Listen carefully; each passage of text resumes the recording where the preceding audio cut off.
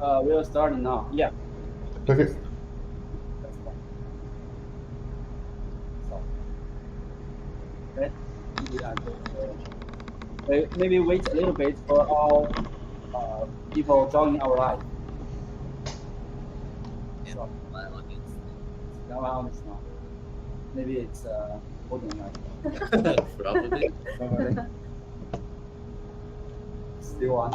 Anyway, I think maybe just let's kick off this live. This live is kind of Sovol and Luke, which you all know that is a very active community members, help a lot in the community. Yeah, whether from the product side or even the general community, I think stuff that sometimes even some people, I think, post some hate speech or something. Yeah, this is a very detail related, but anyway, that today is really great honor to invite the Luke come to join with Sovol, and also Sovol lately merged with Comgrow. So we have lots of stuff to share today. Today, our team is Melody, Wanda, and Ron. Myself is Ben Liu. So some people may know me as karate, former karate stuff. But anyway, it's really awesome joining to us, and think maybe each of us will introduce a little bit. But first, Luke, maybe yourself introduce first, then we go aside ours. All right. I've known Ben for a long time. We met previously when he was working with the creative team at Crowdy. I'm proud to have come with him to Sovol. I've been testing some of their products and helping the customers out, enjoying their products, and I'm generally considered one of the more knowledgeable people in repairing and making printers run properly. I have a pretty good knowledge, but I don't have access to every printer that's ever made, but they all work very similarly, so it's pretty easy to navigate helping people out, even if they're not a branded printer that I've been exposed to. So. Oh, and I help run the Sovol Facebook group and all the Creality Facebook groups as well. Yeah. Right. Okay.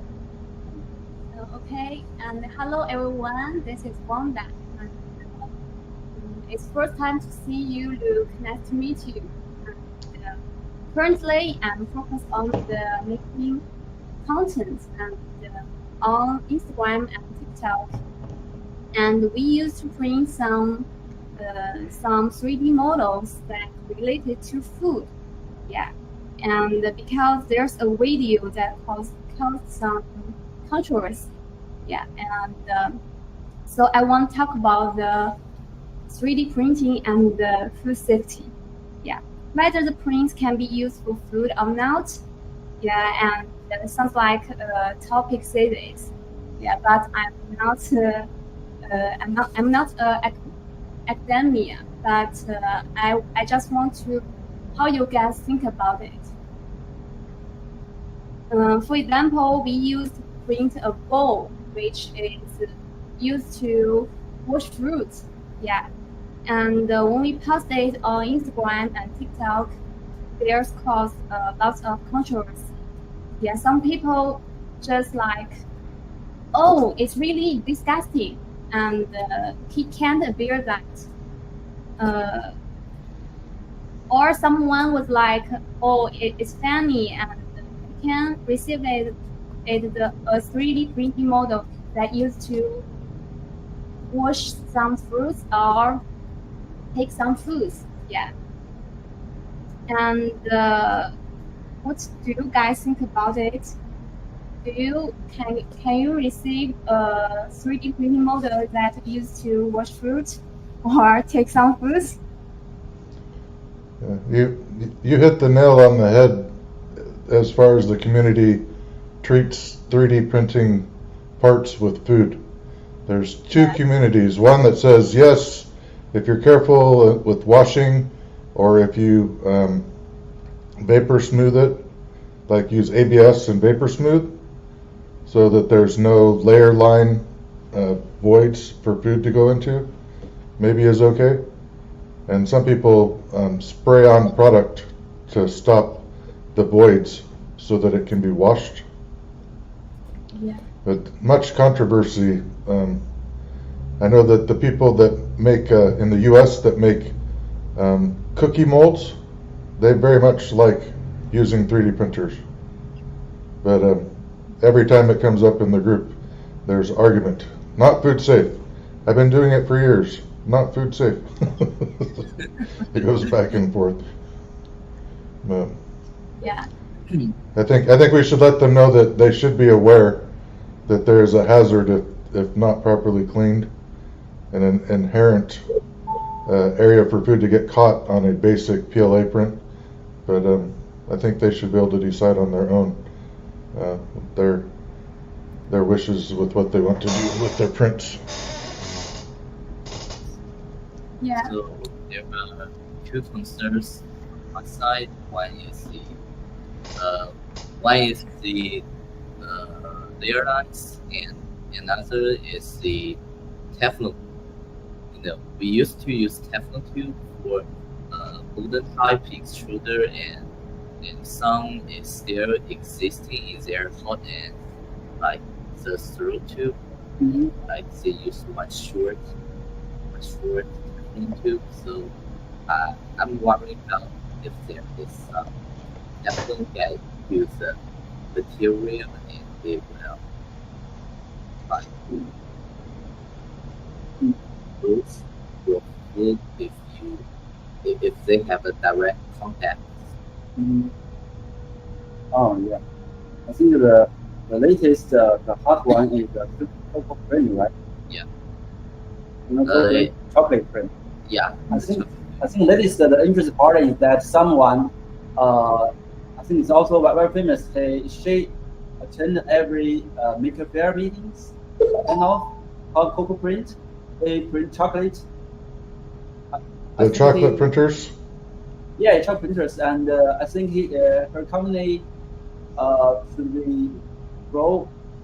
I think especially faster this year, since I see so many community members and YouTubers just purchase. I think maybe their first food printer this year. Yeah, the chocolate printers, I don't know. I mean, they print. There's a whole gamut of what type of chocolate you can use, and the viscosities and the wax contents and the processes behind making them. I think it's neat that people are making snacks or desserts out of them. I personally don't have the time for it, but I think people eventually they'll have 3D printers with multiple sources to the same nozzle to make different types of snacks and treats, but we haven't quite got there yet. Yeah. Anyway, I think that we're looking for the future, right? I think especially in your country, some stuff. I don't know if in China there is any progress here. That I only know that there is a 3D print beef. It's organic, have meat inside. It's all vegetables, right? But I don't know if this is related to 3D printing or kind of. So that what do they call it? So we have a restaurant that has the what do they call it? The Wonder Burger or something. It's at Burger King. It's a protein-based meat substitute. I don't know. I'm not a fan of it. Yeah. Okay. Anyway, Some of those don't even work with the people that are vegan, because they use some parts of meat in the process to create the stuff, so they don't even want to touch it because it has residue of meat in the product. Yeah. Since I think the latest trend in China, just us, we just tend to eat more healthy sometimes. But anyway, let's jump to the next topic that I think from the Melody, right? So anything you want to share about the YouTube creator side or the activity related to whole like so in the area or other into the topic like share?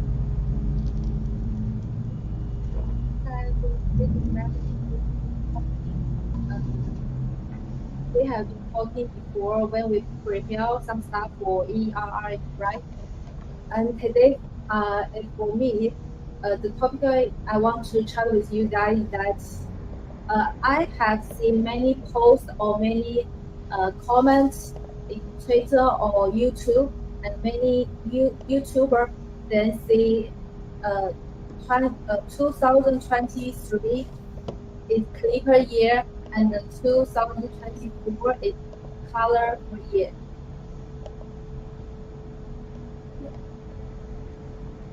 So for this question, and I have also seen that the other thing that needs 3, but you only get to pick 2 arguments for seed worth quantity versus bed size for bed finger. I think about this part maybe Yongtong will jump to the topic. Okay. Right? Because I often see some comments about product in creators comment area. Mm-hmm. What do you think? So we are talking about multi-material. About multi-material, I think it's definitely a trend that think about it. So we used to print in one material, but we can. It's not only about color, but it's multi-material. If we can print a shoe in one piece, like if we used to print a shoe, we print with TPU or PLA, but it needs different material for different parts. But so that's fine. And that's one of the application. And I'm a multi-material system user, like the AMS so-called, and I find it very convenient, but kind of like filament wasting. Yeah, that's like we waste like double of the filament of the actual print. For the multi-color printer. Look, if I'm sorry to interrupt. Do we have any Wi-Fi or internet connection lost? Your video has frozen to me. Some people in the chat are saying that they were having the same video freeze. As far as I know, at least to me, the audio has been continuous, but the video not so much. Okay, I see that. Just I think we need to maybe. Okay. Anyway, let's continue this, right? Actually, Rong Henchen just lately. Sorry. Okay.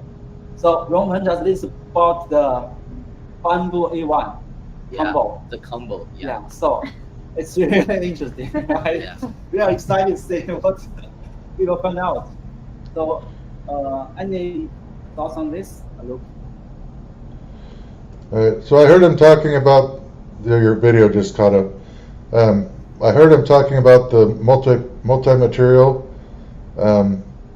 and part of what goes on with multi-material is what he discussed is the waste of materials. So to make one part, you're going to use about 120% or so in waste of that part, which is only really okay if you're doing multiple parts. If you do 50 parts and you only lose one part's worth, not so bad, right? But it very much favors manufacturing or large item production. Whereas if you're just a person making a multicolor part, it is extremely high in the waste. I think that over time they're going to get the changing amounts down a little bit as they fine tune the firmware and the mechanical swapping. And then the other part that doesn't get really talked about, and he caught it in his earlier comment, is let's say you're making a shoe or something and you want different temperature grades of material within that. Then you're looking at potentially using like the SVO4 with IDEX, and maybe IDEX into 2 different hot ends so that you have time and the ability to change temperatures on 2 different hot ends, or deal with the materials that natively don't clean out well in the hot end. So I could see that being another way to utilize an IDEX along with MMU. But personally, I have a Mosaic Palette 2, which was an early standalone unit to run multiple filaments. It takes 4 in and can change them as it goes. And I really didn't do a whole lot of multicolored prints. I use it as a bulk feeder, so if I'm using like the Comgrow T500, we made the Grow's nursery pod full size. It's massive, for my son for a Halloween gift basket, and it allowed us to continually feed material without having to reload or stop for filament swaps on the main printer, because it's a bulk feed. It just keeps giving material, which is nice. But I don't even know that most of the MMUs will do that, because those require a stop to change out, whereas the one that I use can actually weld them together, so there's no stop and flow. So I know there's things to flesh out on it. I would say that the community has been hinting to the manufacturers they want MMUs, but I don't know how practical it is for your average user. That's going to be a financial decision as much as it is a usability thing long term. And for Sebastian, yes, we check comments and welcome. So about the filament wasting, I was thinking about a solution called filament programming. Like, if you can pre-calculate the filament being used for a certain part, you can just precisely cut the parts you need, and you can blend the very tail of the filaments with the other coming filaments, so you don't need to purge out the rest of filament, and so we can probably solve the wasting issue with this method, but no one is developing this. So just probably because you're not aware, the Mosaic does that in its slicing. Oh.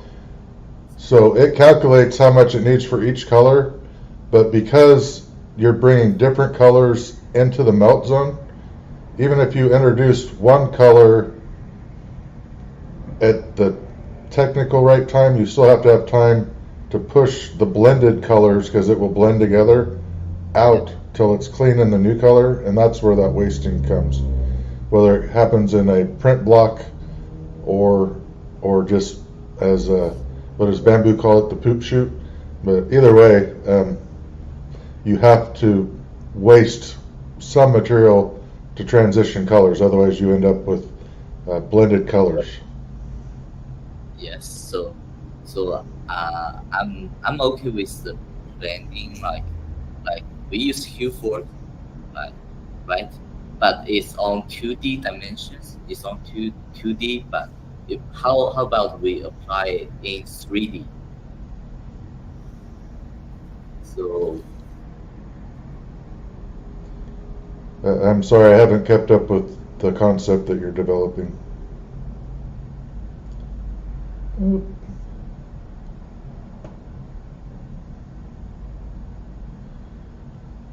If it's still broadcasting and you're here, give them a minute. They'll probably have to log back in.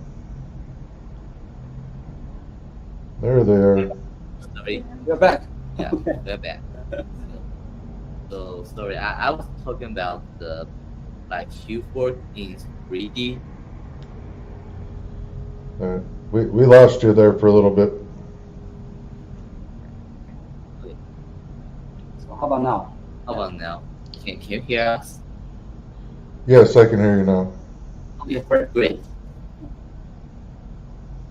Maybe you repeat your question again to Luke. Okay, so Luke, I think you definitely use Q4, right?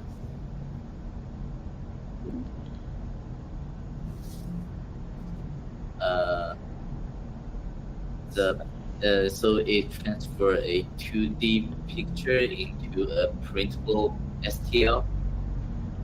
I haven't used that yet, but I know that Mosaic actually has it set up where you can paint an STL, so you can, like if you're doing multicolor, you can select which zones or regions of a part are different colors. Is that what you're sort of alluding to? Okay, so I don't know if Q4 use the same calculation, like Mosaic, but anyway, there is a long way to go for the wasting issues. Wasting issues, yeah, of So- course. Right. Yeah, so Yeah. I'm just kind of personally interested in it. So yeah. Yeah, it's definitely something that long term will be improved. And as Joseph Escalona, if I say his name right, he's pointing out that with the right models, if the slicers understood it could do the purging or the color changes in the infill of parts. But there's so many different sizes and shapes of parts in the multicolor thing or whatever. It's crazy, especially like with a model has multiple colors continuing through layers. I don't know that you could even get most of it in the infill. Somebody was talking about the T500 and an MMU and make the filaments, change of the filaments put in the print. Yeah. Somebody has a multi-chamber design with a rotary hot end with multiple nozzles. Yeah, back in the day, somebody was working on a 3 or 4 nozzle thing where they could tip the nozzle to expose different nozzles.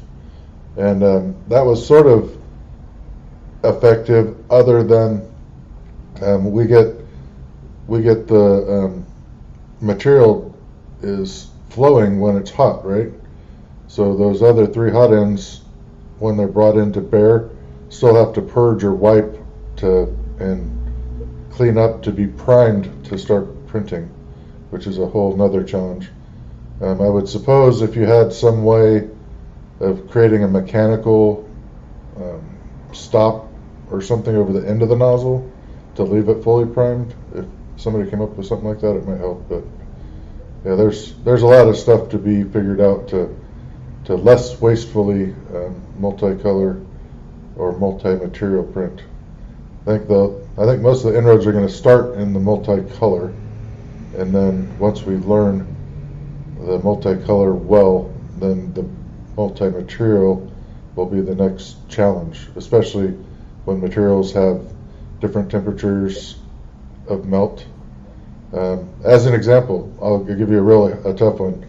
If you wanted to print PLA and PETG both in the same print, PLA ostensibly is 210 degrees, depending on what your settings are, and TPU is 245, right? So if you're going through the same nozzle, once that PLA has been there at 210, you heat up, the PETG comes in at 245, Now when you go back to PLA, you have to leave it at 245 and flush all of that PET G out, because any residue left in there that doesn't get purged, when you lower the temperature back down, will cause the nozzle to clog. A lot of people that work back and forth between PLA and PET G can attest to this. It's a very real problem when you're switching material temperatures and material base properties. And yeah, there's going to be a lot more than just getting our trimming rates right, swapping in multi-materials.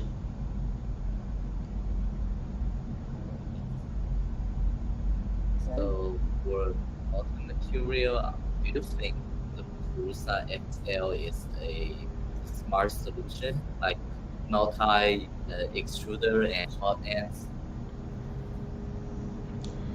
I mean, with the concepts that we're talking right now, for effectively creating a print, it's probably closest in how it's set up to do it, because you can have the hot ends at different temperatures and each has its own.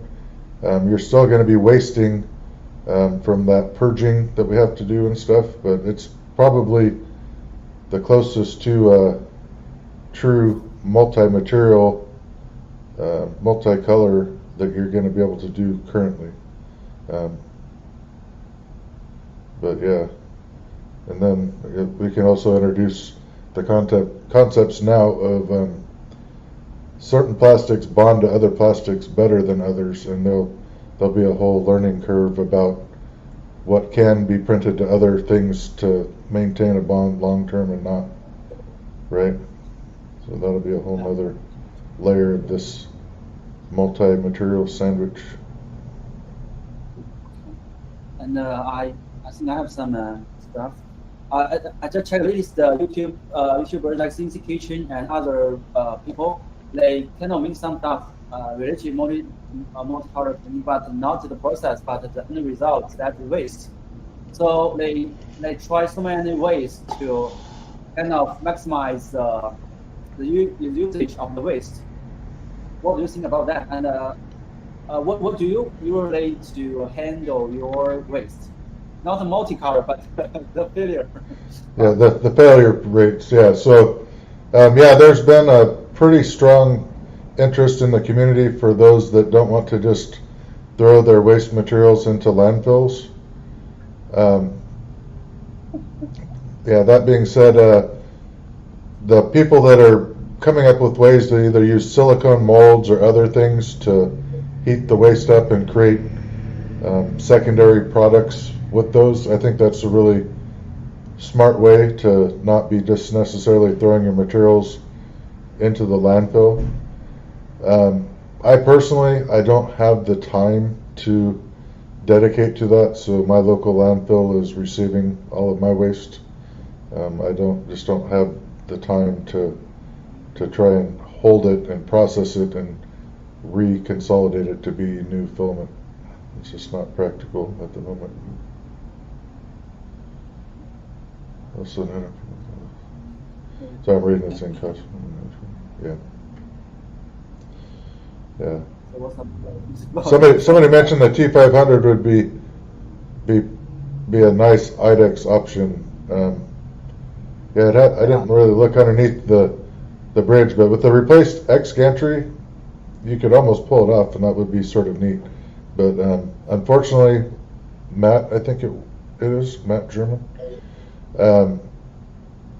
This stuff like this is very niche in the volume of people that will buy things like that, and you know, you've already with the T500, you're in like 4% of the people maybe in the community want a printer like the T500, and then of those that would want it or would pay for an IDEX on top, now you're probably in like 10 or 15% of that 4%. I don't know what that works out to be, but that's like 0.00 something percent. It's not a lot, so it's not very cost effective for manufacturers for stuff like that. Yeah. Okay, I really like to hear the comment from about this one, about that T500 with Alex, because You ever thinking about this direction of the product? Yeah, so T500 is a huge and stable machine. Like if we realize multicolor on T500, we can bring like 500 times 500 Q4. That would be amazing. Like,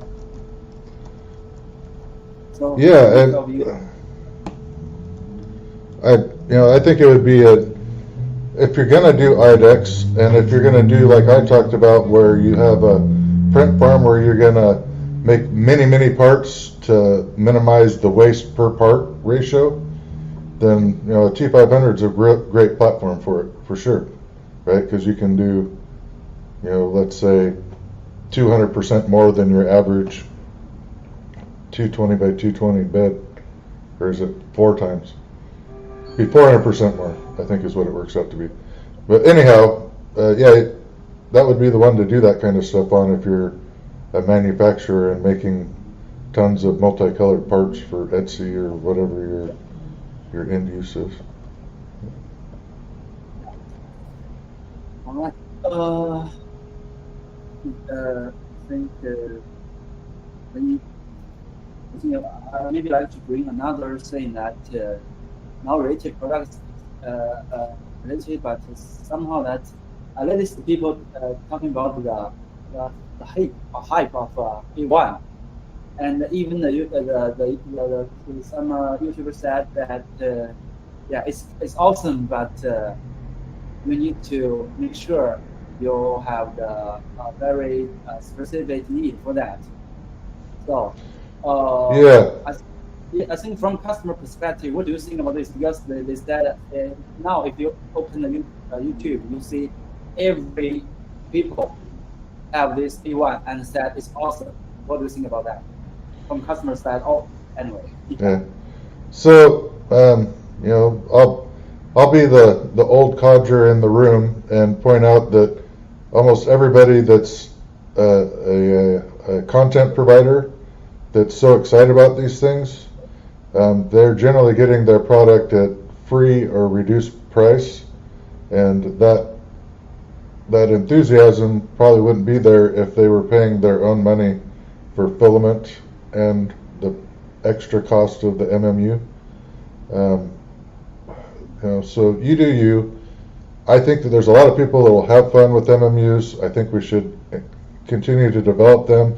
If you want to have an MMU, go ahead and get it. Just understand that at least for one-off parts, or even let's say you're going to do 3 parts to a waste block, your material loss is 1/3 of your material. So if you're making 1 kilo's worth of parts, 0.3 kilos is going to get thrown in the garbage, whether it's shredded and made back into other things or melted into little plates or whatever you do with it.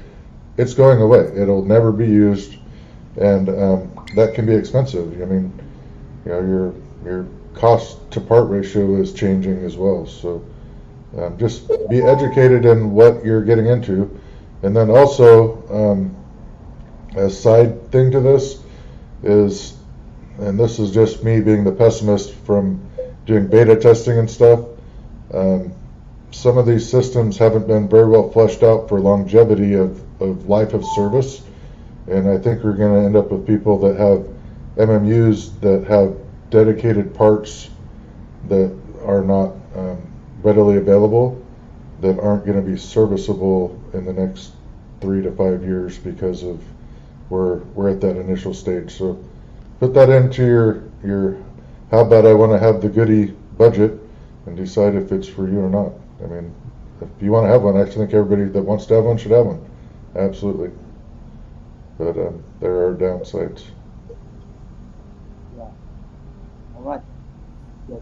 Because I just because our Sovol, our colleague also Rong also already buying the A1 from China, so he of course he plays with his personal aim, not company, but anyways, it's kind of hate both outside and your market or the China even. So kind of interested about that.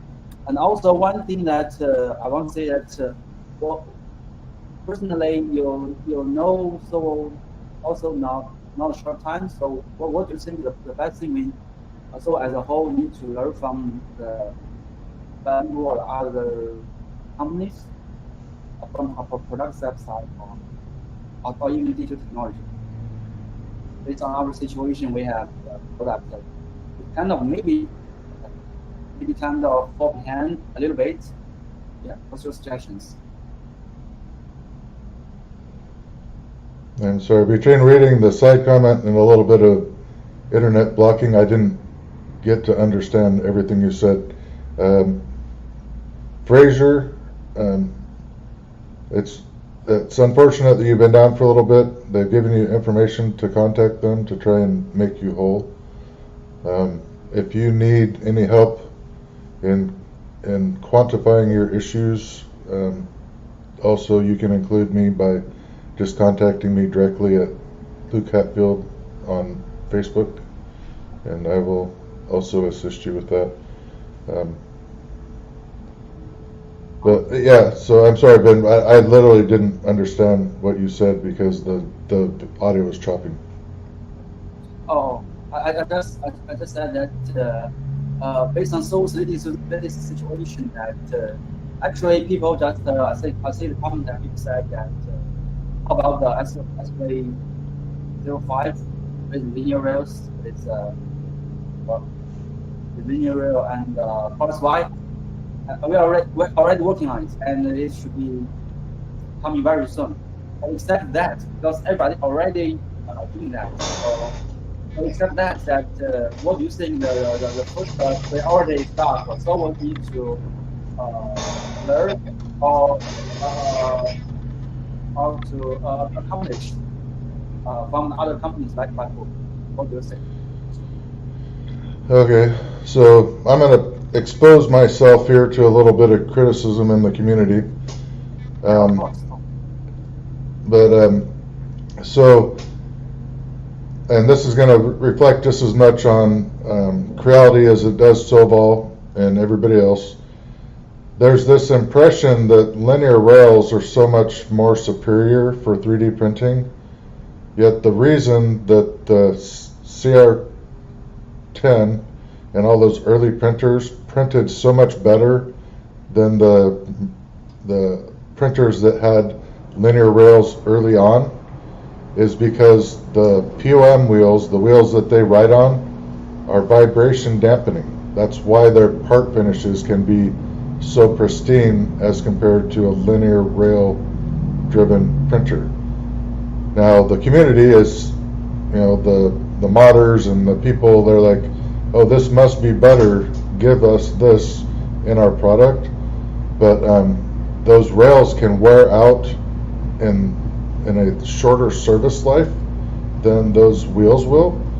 And also, we're creating such a rigid environment that any machine vibration is getting applied to that part finish, and that's why you're going to see less clean micro details in your part finishes with linear rails. So should we not have linear rail machines?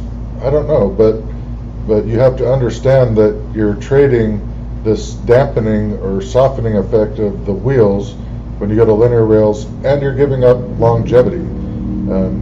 I know several people that run print farms, and their linear rail machines last maybe 60% as long as the same machine running the same parts, the same things with POM wheels, because dirt gets into the little wheels, it grinds on the rails, the tolerances loosen up, then it shatters more and stuff. And these are things that the community hasn't really acknowledged very well in their reach to have the best printer for the lowest budget.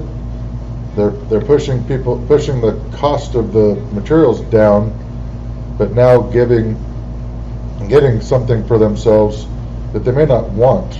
And I'm not saying you can't have them or that there's not a place for them, but is it a general improvement to the quality of the print? That's the question that I'm posing. And I will say, as far as surface smoothness, anyways, you're going to get a better print with a printer that has POM wheels on it. Now, Sovol has offered both between their SV06 and SV07. You have two options as to what kind of rails you're running on and what that presents in print finishes. But the market is not really appreciating the higher expense of those rails that they're putting on their equipment. And either you're going to vote with your dollars. If you keep buying machines with those and show Sovol that that's what you want, then they'll keep doing it. But the customer is going to drive what they're going to get by their purchasing dollars when it comes down to it.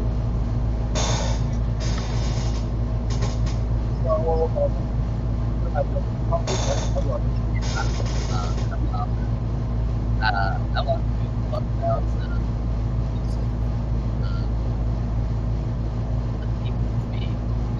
the heat speed. Yeah. So I have noticed more and more brands are releasing their new 3D printers with solving heating block and AC powering content.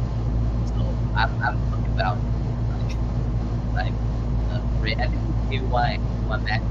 They are the first to use ceramic heating block, and I think Bentley is using AC powering on that. So how do you think about this?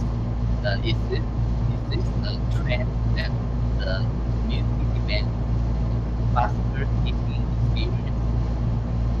That it actually helps our daily thinking. All right, so the audio was cutting up a little bit. If I understand the question right, is the community demanding faster and faster printing? Is that the core of the question that you're asking? The faster and faster heating, like heating up the nozzle and hot bed.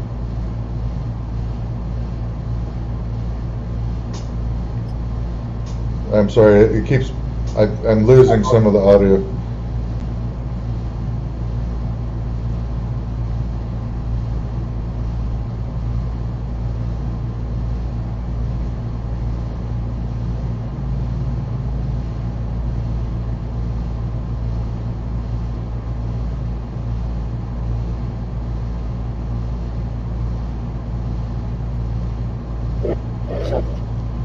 Sorry, we have that.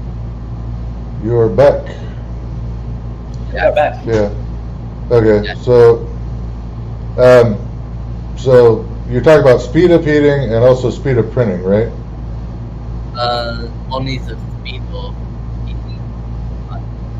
Reality is using ceramic heating block on their K1 and Oh. and so Oh, the- that's adequate with their net force decrease. Okay, so I think I got enough of it now. So you're talking about the new ceramic heaters on like the K1, the K1 Max, and a Yeah. couple other vendors. Yeah, I think that those ceramic heaters, as long as they last longer, are doing a more efficient heating job because they're encapsulating the whole nozzle. That's going to allow higher deposition rates, and that's definitely a positive. I don't know about the long-term service of those, but time will tell on that. But I think it's a positive trend. I even when Ben was back with Creality, I was nudging them towards those ceramic heaters that wrap the hut in. So I think it's a good choice. So also it's not only about the hot end, but also the hot end. Like I think MMU is using AC powering hot bed instead of AC powering. Oh. Yeah, so I am not against AC power for the heat bed with a very big provision.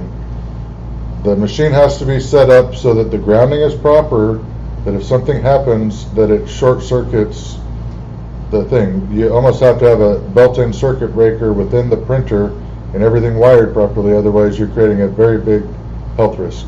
There's plenty of people in the modding community that are running AC bed stuff. Some of them aren't even wiring it properly. That scares me a little bit. But if anytime it's brought to me, I will point out very clearly it must be properly set up with grounding to trip the breaker and protection and fusing so that if it does short out, that it's properly handled. So the reaction time is awesome, right? You're getting this much more robust amperage, so you can turn the bed up, have the bed heat up in like, under a minute, I think, on some of those, which is very, very good. But as an industry, and even to those privately doing it through the online sources, be very, very, very, very careful, because it's a life safety issue. If you're not set up right to power that bed, you're putting somebody at risk of getting electrocuted. And I don't know, it's probably before your time, but early on ANET, A8s, they had a problem just from the end of the PSU being exposed and exposing people to potentially getting electrocuted. And that was a big problem then, right? And we've come forward from that, and we're now moving into a different area where AC power might be I don't want to call it a threat, but a hazard, and we have to be very respectful of that.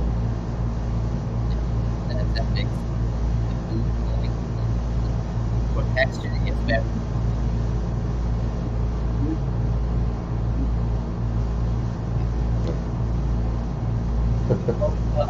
very Yeah. All people feedback that only far away, so they change and they all speak loud. Right? Yeah. Yeah, that'll help some, because I was not hearing much of what he was saying. Yeah. Anyway, I think Melody also maybe have something to say, right? I think we have prepared.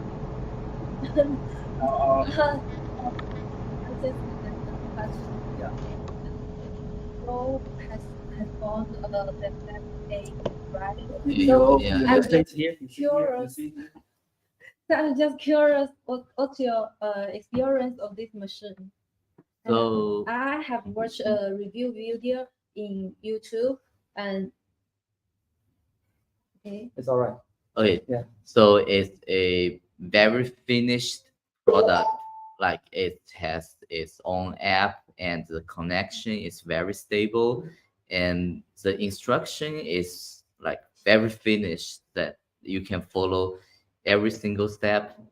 And the but there is one issue about this product, is like it's too finished.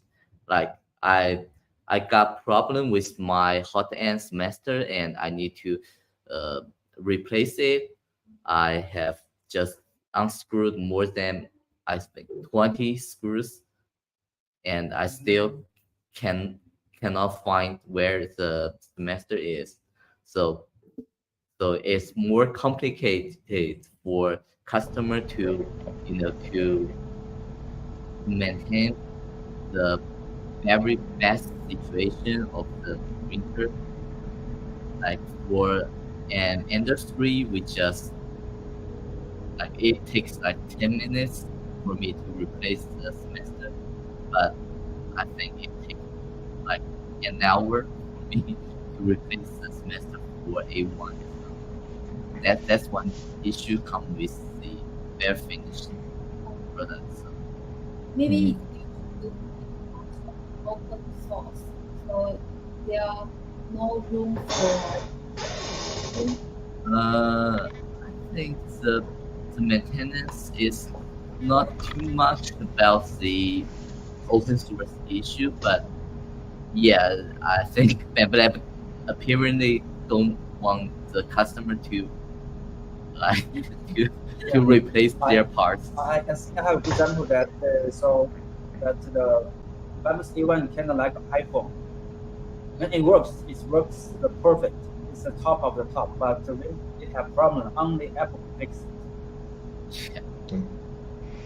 Yeah, and then I haven't been involved with the A1, but it's, I was with a group of other power users the other day, and one of the comments that they had about why those people were not going to buy any of the Bamboo products was because they're not allowing access from the community to their slicers and to understand what's going on in the back end of their firmware.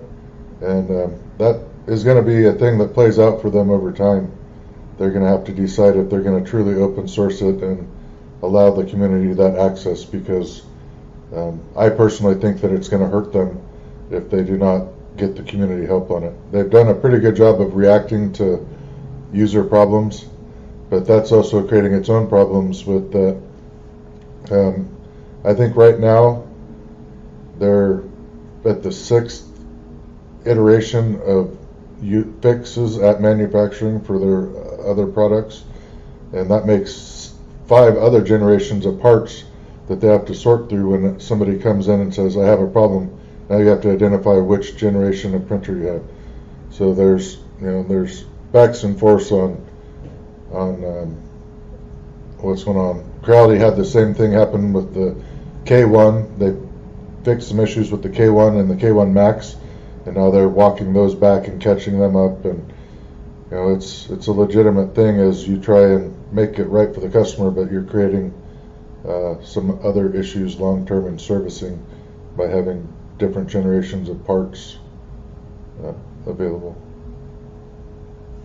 Yeah, and so that's a part. I think that's part of that.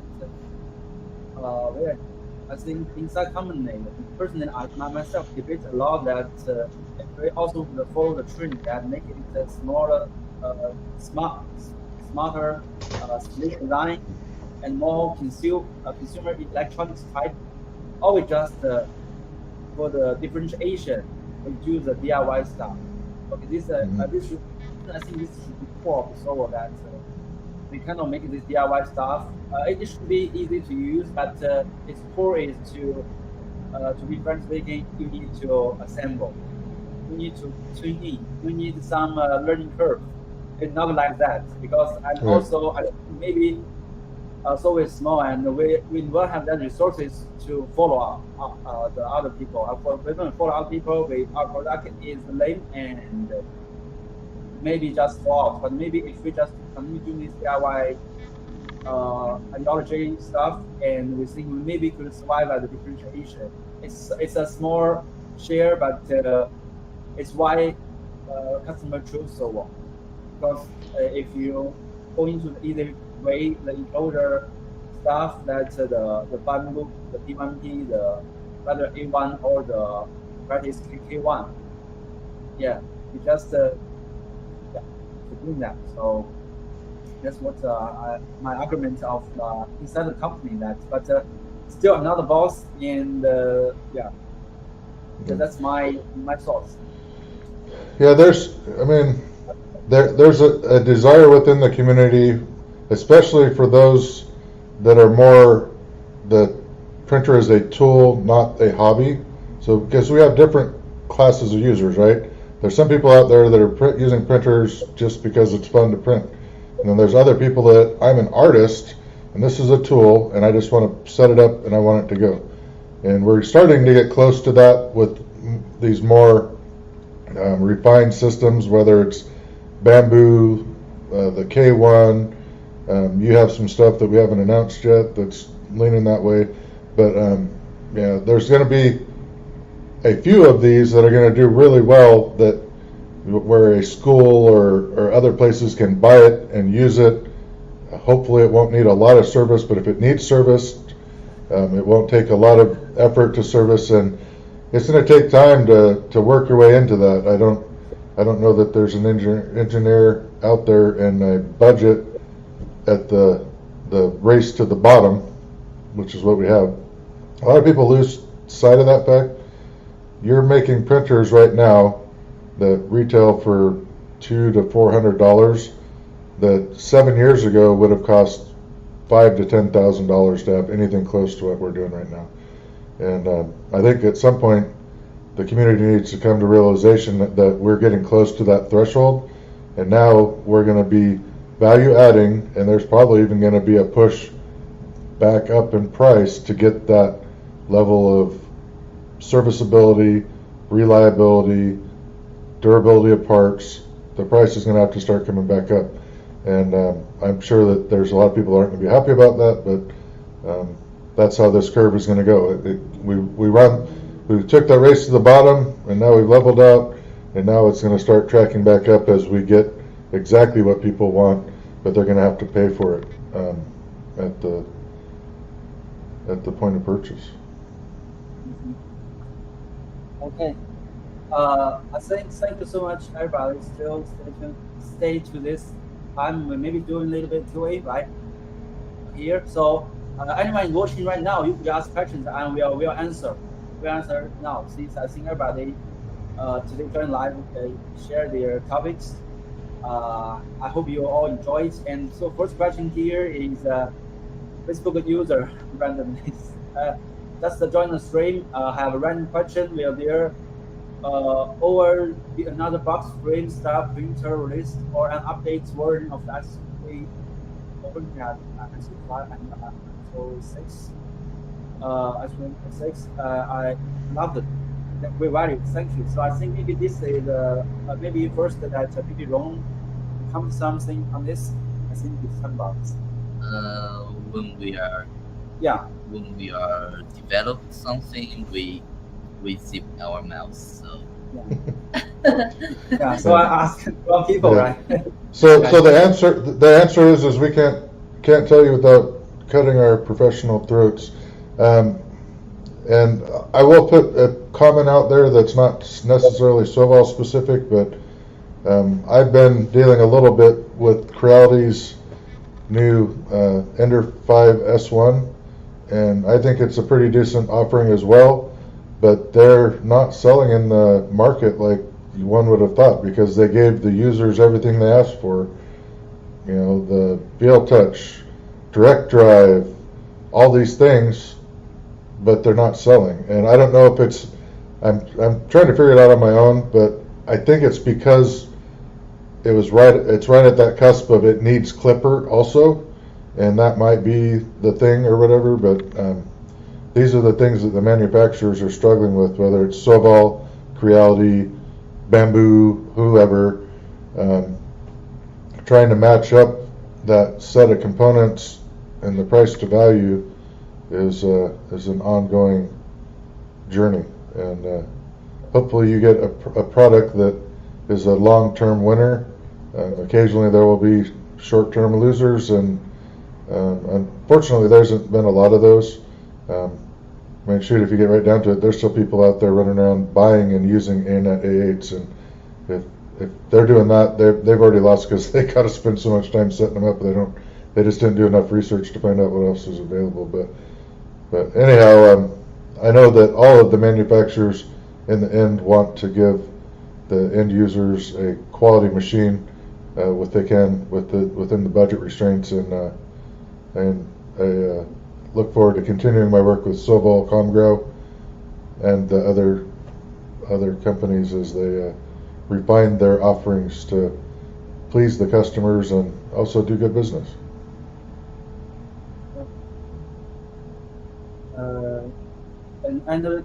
And people watching here, any further questions want to talk about, whether with Luke or with Sovol team? Since we have already 1 hour chatting, so it's fun.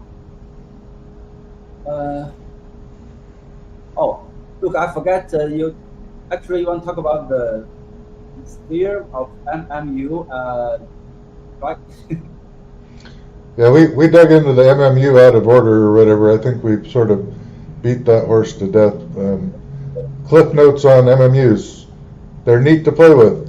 If you understand that you're on a single part basis, you're 1-to-1 or more than 1-to-1 more waste than the actual part to make single parts. If you're okay with that, then have at it. Go for it, and help develop the community of the MMUs, and over time they'll get better and better.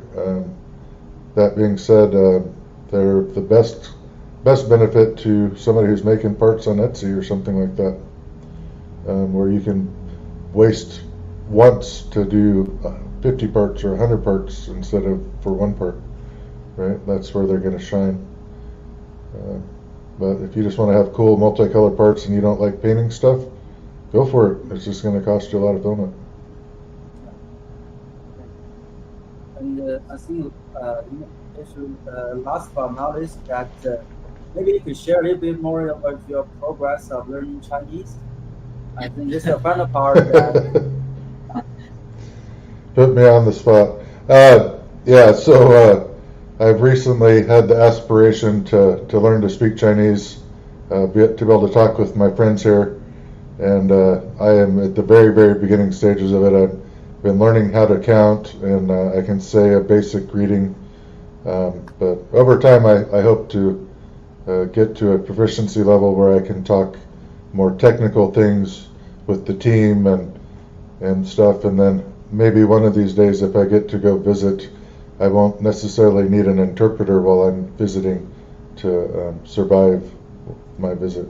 But yeah, so once I get a little bit better and more practice, we'll drag a little bit of Chinese out in one of these for the Chinese speaking people, just for fun. But I'm not quite there yet.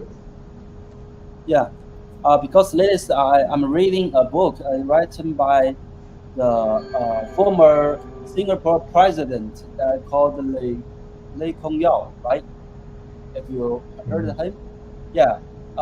First time when I buy this book, I think he's talking about his way to be a good president, because he's very famous, recognized by all Western world. But in his book, he said actually how he makes the English as the first language for Singapore, because they do not say that in the beginning. They have their local language. So back to us, that I think when we are in the very early stage, that the parents school let us learn English. I think at that time we maybe do not know why, right? We just learn it. So internationally, for better or worse, English has been adopted as the universal language, to the detriment of some societies, right? Unfortunately, like even here in the U.S., fluent Mandarin speakers, a lot of their kids are not even learning Chinese from their parents because their parents want them only to know English. So we're losing language, right? Which I think is tragedy. I think you should be able to maintain it, but it's a lot of work to understand multiple languages, and I'm having to sort of reprogram my way of thinking so that I can take on a second language, being I'm 52 years old now or something like that. No, 51. But anyhow, old dog learning new tricks. I'll get there eventually. I'll get past being able to just say ni hao and other things, but I think it's a worthwhile pursuit, and I look forward to opening my lingual horizons.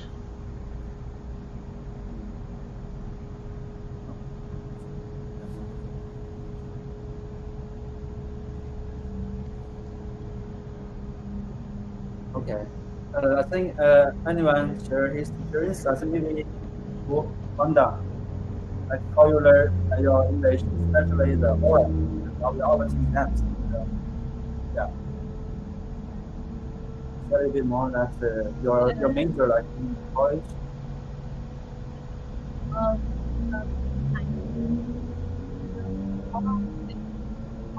Our class, and I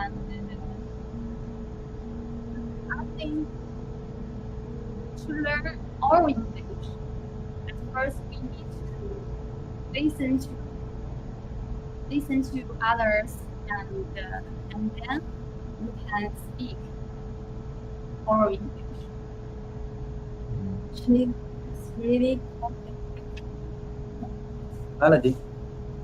So what was your way to learn English in a very early stage? Yeah, I'm playing a little bit with the reading and writing as well as the language to sort of tie it all together. And even within Chinese, you have Mandarin Chinese, Cantonese, Yeah. the old language, I forget the name of it right now, but the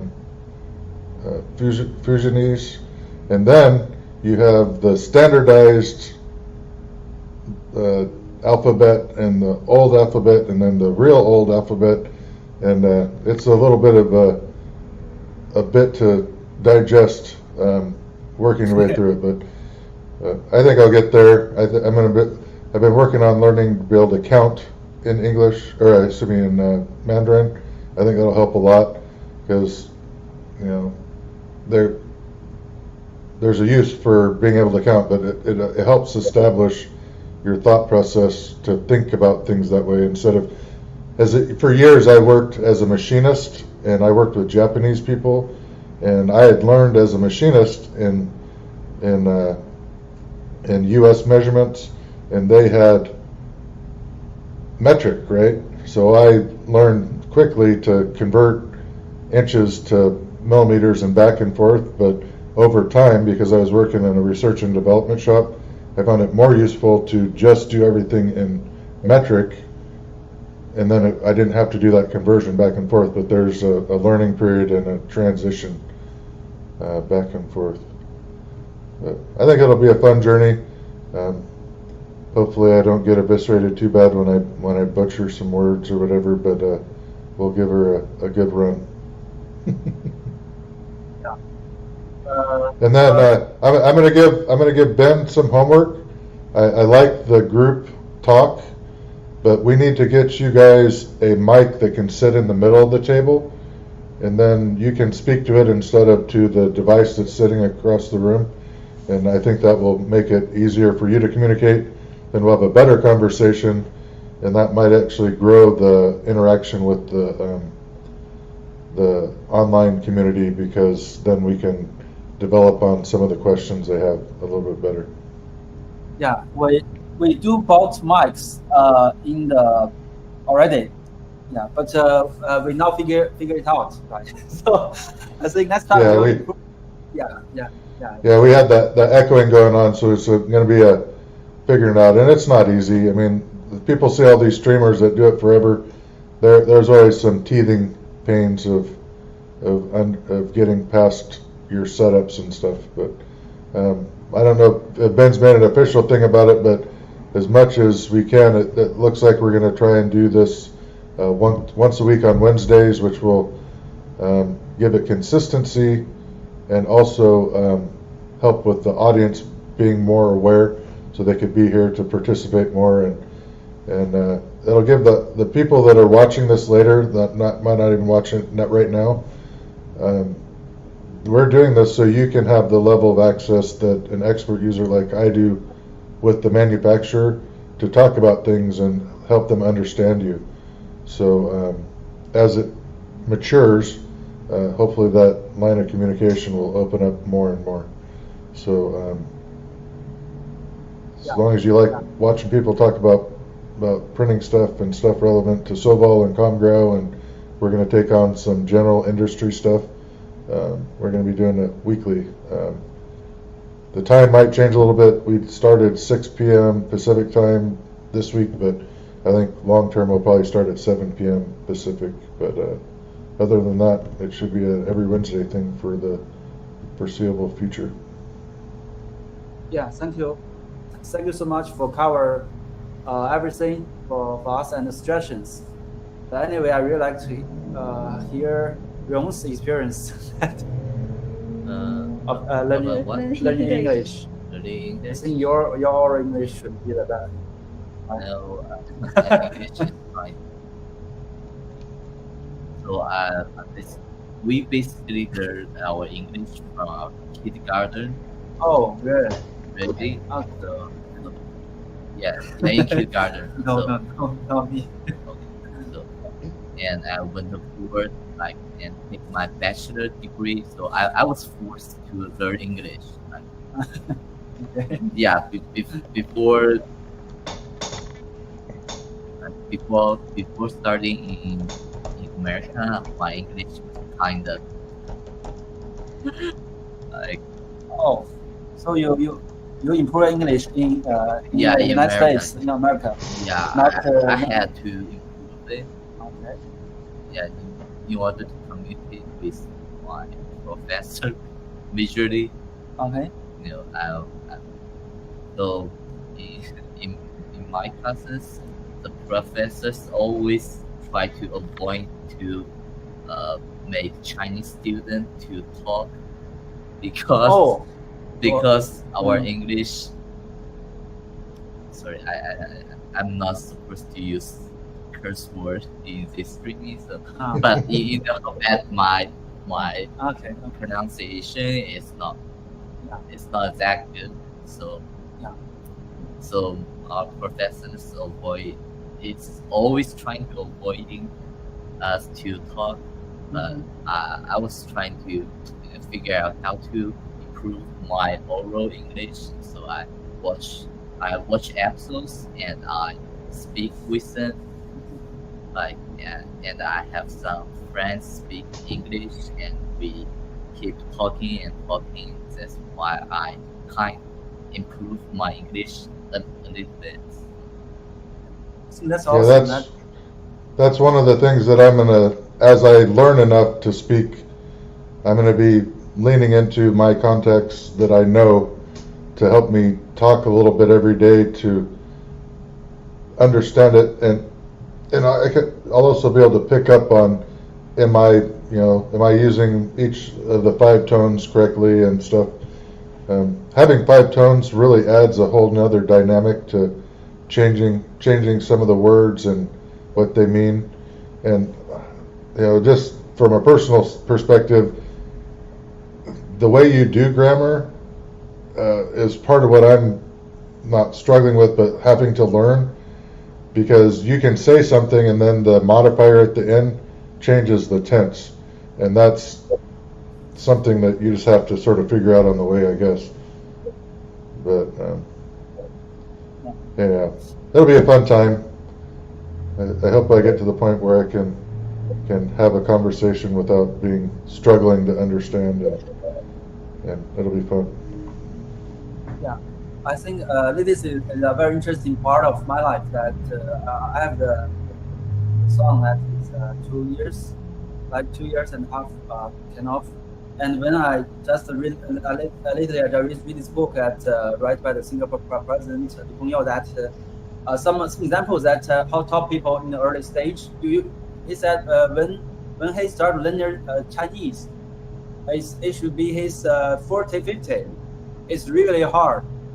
Even he knew Chinese stuff in early stage, but he not learn it professionally and practically. And the one thing he said that if you not use it, you not practice it. If you just see it every day, you even can talk. You just know it. So there in his book there are many examples, but one example very interesting that there is one person. He how to do his education to his children about language. His grandma taught Cantonese, and when he said to his baby that it's kind of start to say to him that 3 years old, he said to him Cantonese, and his mother said Mandarin, and his father said English. So whenever they set a rule that whenever he talk to anybody, they only speak that language. So at the same time, he just talked to 3 different languages, but they found out there will no influence. He will not confused. He just adapt to that situation. And when he talk to mom, he talk to Mandarin, and talk to his grandma is Cantonese, and talk to his father English, only English. I think it's really, That was a really good strategy. There is some thought to, younger people are more impressionable for learning, but as I do more and more research on which process I'm going to use to learn language, the process doesn't change for youth or adults. It's, you need to learn to communicate. You need to learn to communicate your thoughts in language, and you're basically mapping your pathways when you do that. So that's what I endeavor to do. I'll practice a little on my side, and then I will talk and learn to communicate with others, and I think that will help my brain flow with it better, right? But it'll be fun. I don't think it's going to hurt me to at least try. Yeah, yeah. I think that the interesting part is that, but the important thing that learning a foreign language, you kind of learning the other culture, understand them, but your root is still Chinese, English. Yeah, because they learning English very earlier. Some people will just learning the surface stuff, not the deep thing. So they think Right. they think they are the English as a core, but actually they just Chinese, because people will look them as Chinese, but they think they are English people, especially people living in Singapore. So this is kind of a very interesting perspective for me. So why just bring your process of learning and also share my little reading experience. And I kind of start to talk to my children. I'm thinking that how to taught him that in this very early stage, that compared to later, to force him to learn this and tell him it's useful. I think it's not a way to learn stuff. Yeah. Then we are running out of hours, so and the talk we cannot fit in, so that's endless. Anyway, look, thank you so much for joining, and also thank you so much for all audience watch till now. And we will continue next week and improve our audio, especially. Absolutely. Sounds good. Thank you so much. Thank you for Yeah. So catch you all later. Bye. Shishi. Okay. bye bye.